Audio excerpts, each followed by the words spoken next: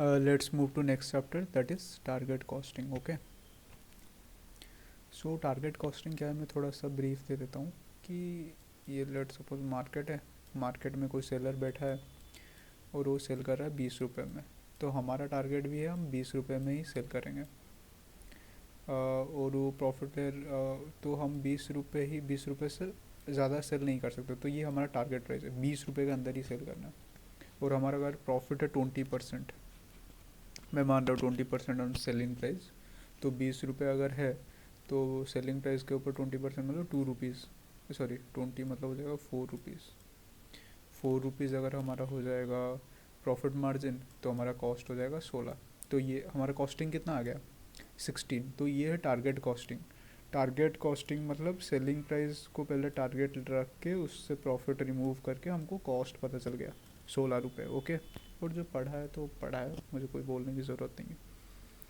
तो यहाँ पे हम ना ये इसमें कुछ मैनिपुलेट कर सकते हैं, ना प्रॉफिट में मैनिपुलेट कर सकते हैं। अगर हमें ये अचीव करना है तो सिर्फ कॉस्ट को ही हमको डिक्रीज़ करना पड़ेगा।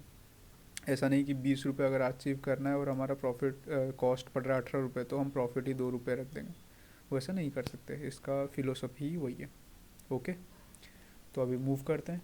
इन target costing which one of the following would be appropriate strategy to reduce cost gap for a product that exists in a competitive industry with demanding shareholder। cost gap, जैसे मैं बोल रहा हूँ कि मार्केट में एक सेलर है, उसको 20 रुपये में सेल कर रहा है, उसका प्रॉफिट है 4 रुपये और उसके लिए कॉस्ट पड़ रहा है 16 रुपये, पर हमारे लिए कॉस्ट पड़ रहा है 18 रुपये। तो इसमें गैप आ गया ना। हम भी अगर 20 रुपये में ही बेचना चाहते हैं, क्योंकि उससे ज़्यादा बेचेंगे तो लेगा नहीं, तो हमारा प्रॉफिट में हमें कॉम्प्रोमाइज़ करना पड़ेगा। तो प्रॉफिट में हम लोग कॉम्प्रोमाइज़ नहीं कर सकते। तो ये जो कॉस्ट गैप है, इसको हम कैसे रिड्यूस कर सकते हैं। इसका 16 आ रहा है और मेरा हमारा 18 आ रहा है। इंक्रीजिंग द सेलिंग प्राइस, बिल्कुल भी नहीं, क्योंकि सेलिंग प्राइस अगर बढ़ाएंगे तो कस्टमर इसका ले लेगा 20 रुपये में। Reducing the expectation gap by reducing the selling price, selling price को हमको कम रखना पड़ेगा और हमारा एक्सपेक्टेशन गैप कम हो जाएगा। सेलिंग प्राइस को हम कमा नहीं सकते। अगर सेलिंग प्राइस को कमा लिया, 18 रुपये हमें पड़ रहा है और हम सेलिंग प्राइस को 19 कर लिया, लेट सपोज 18 तो नहीं करेंगे, तो हमारा प्रॉफिट कितना होगा, 1 ही रुपये प्रॉफिट लेंगे। तो this is not good. Profit को हमें उतना ही रखना पड़ेगा, ये नहीं होगा। Reducing the desire profit margin, ये भी वैसा ही है, नहीं होगा, नहीं कर सकते। मेकानिज्म मेकानाइजिंग हाँ, mechanising production in order to reduce average production cost, ये सही है कि प्रोडक्शन कॉस्ट को हम रिड्यूस कर सकते हैं, ठीक है, ये सब नहीं कर सकते। नेक्स्ट आते हैं द प्रेडिक्टिंग मतलब मार्केट में जो predicted selling price, sorry, the predicted selling price for a product has been $56 per unit and the desired markup on cost is 25, ठीक है। And the estimated 25 and the material cost of the product is estimated to be 16 for additional material before allowing shrinkage of 20%। 20% shrinkage होने से पहले 16 रुपये था हमारा material cost. और यहाँ पे बोल रहा है हर 10 kg में 8 kg श्रिंकेज होता है, मतलब कम हो जाता है। मतलब 10 kg अगर मटेरियल हम लोग लगाएंगे, ऐसा होता है ना, किसी में हम 10 kg मटेरियल लगाए पर आउटपुट निकालने के टाइम में वो 8 kg हो जाता है। जैसे कि मान लो केक बना रहे हैं या फिर चॉकलेट बना रहे हैं, तो मिल्क अगर 10 लीटर यूज़ कर रहे हैं, जब मटेरियल बाहर निकलता है तो 8 लीटर ही रह जाता है, कुछ रिड्यूस हो जाता है। या फिर आप ऐसे सोच लो पीनट बटर, पीनट हम लोग 1 kg यूज़ कर रहे हैं, तो 1 kg बटर थोड़ी आएगा, मे भी थोड़ा सा कम हो जाएगा, उसका छिलका होता है, ये होता है, वो होता है, तो आते आते 800 ग्राम आ गया। तो ये होता है सिंक्रेज, यहाँ पे बोल रहे हैं। तो 16 रुपये अगर रॉ है, 1 kg रॉ का 16 रुपये है, पर एक्चुअली में वो आते आते 800 ग्राम ही रह जाता है, ऐसा बोलना चाह रहे हैं। Then if labor is the only cost and 2 hours are needed for most of the business per hour, if cost gas what is the most the business can pay per hour to reduce the cost back to be avoided। मैं अच्छे से समझा देता हूँ, कुछ ज़्यादा इतना है नहीं। सेलिंग प्राइस है हमारा 56, ठीक है। टारगेट है ये 56, और हमारा प्रॉफिट दिया है 20% मार्कअप। दो चीज़ होता है, मार्जिन और मार्कअप। मार्जिन हमेशा सेलिंग प्राइस के ऊपर होता है और मार्कअप हमेशा कॉस्ट के ऊपर होता है, ठीक है। अब वीडियो देख लेना, बहुत सारा मार्जिन मार्कअप के ऊपर है, तो कॉन्सेप्ट समझ में आ जाएगा। यहाँ पे मैं टाइम नहीं ले रहा हूँ। तो मार्कअप इज़ 25%, ठीक है। तो मार्कअप हमेशा कॉस्ट के ऊपर होता है। तो अगर कॉस्ट 100 है और मार्कअप 25, मतलब 25% मतलब 25, तो हमारा सेलिंग प्राइस कितना आ जाएगा 125। तो यही हमें दे दिया है 56 सेलिंग प्राइस। तो अगर 125 ही हमें 56 है तो फिर कॉस्ट निकल जाएगा। कॉस्ट कितना है 100, तो 56 डिवाइडेड बाय 125 इंटू 100, ठीक है। मैं समझा दे रहा हूँ। ये जो है ये सेलिंग प्राइस है। ये कैसे निकला, ना कॉस्ट भी है और इसके अंदर प्रॉफिट भी है, तो मैं आज्यूम कर लिया लेस्ट कॉस्ट भी 100 और प्रॉफिट बोला है 25%, तो प्रॉफिट हो जाएगा 25। तो टोटल कितना हो जाएगा 125। 125 हमारा सेलिंग प्राइस इमेजिनरी सिनेरियो में, और एक्चुअल में पर कितना है 56। तो इमेजिनरी में जब 125 सेलिंग प्राइस और एक्चुअल में 56, तो इमेजिनरी में जब 100 होगा तो एक्चुअल में कितना होगा कॉस्ट प्राइस, क्योंकि कॉस्ट ही 100 है। तो कैसे निकालेंगे, 56 मल्टीप्लाइड बाय 100 डिवाइडेड बाय 125, 44.8। तो हमारा CP आ गया। तो हमारा 56 था हमारा सेलिंग प्राइस और 44.8 है हमारा कॉस्ट, और उसका बीच का हो जाएगा क्या प्रॉफिट, 44.8 माइनस 56, 11.2 है हमारा प्रॉफिट, ठीक है। तो कॉस्ट आ गया 44.8। अभी मटेरियल लग रहा है 16 रुपये बिफोर सिंक्रेज। 20 रुपये जब सिंक्रेज नहीं हुआ था तब 16 रुपये था, ठीक है, ध्यान से रखना। तो अभी सिंक्रेज हो गया है, तो 16 मल्टीप्लाइड बाय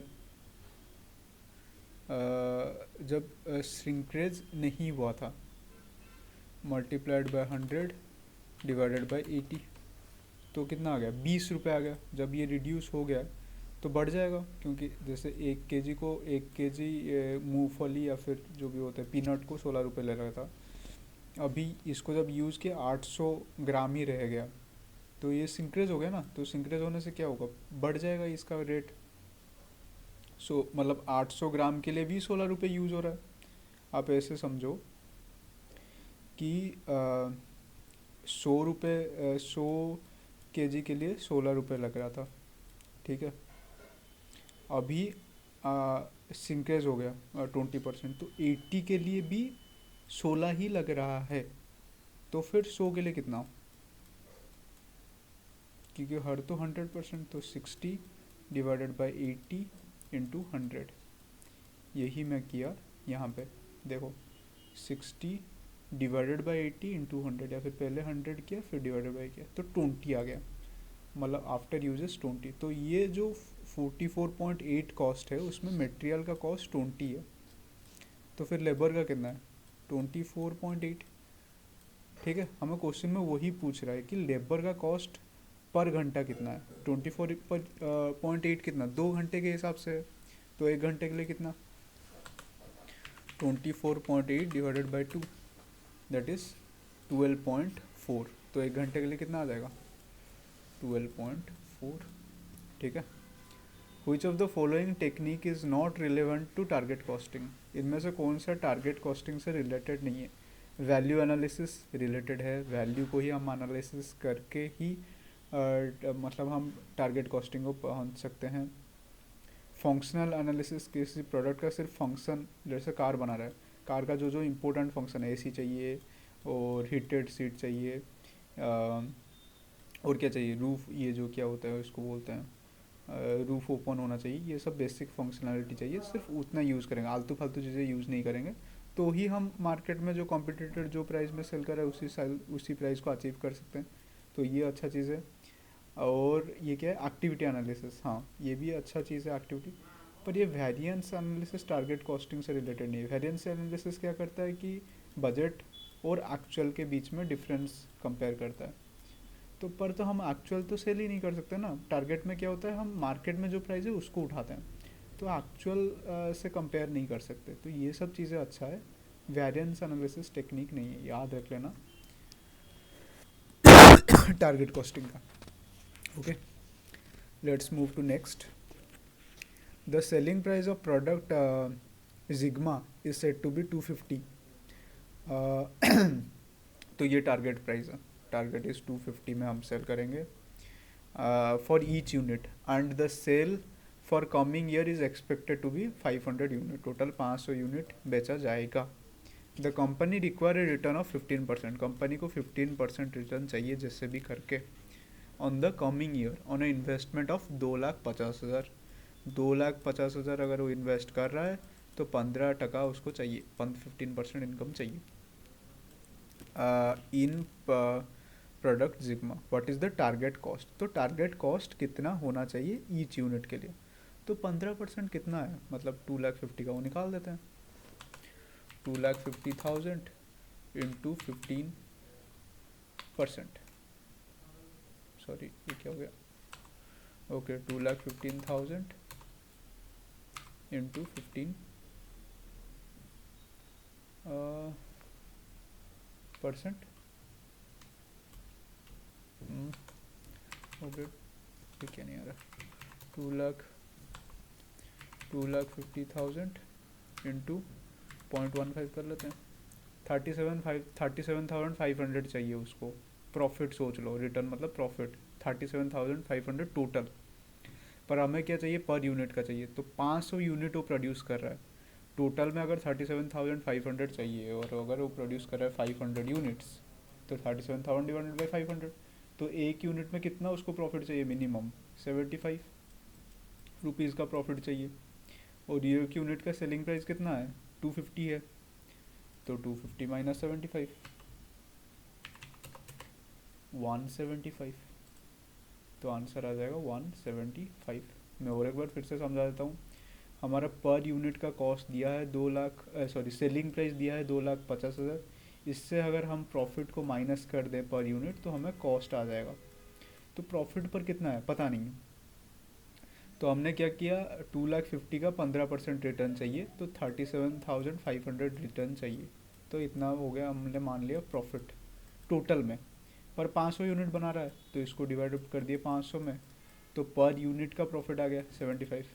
एक एक यूनिट में 75 होने से ही 500 यूनिट बेचेगा, तो ही जाके 37,500 आएगा।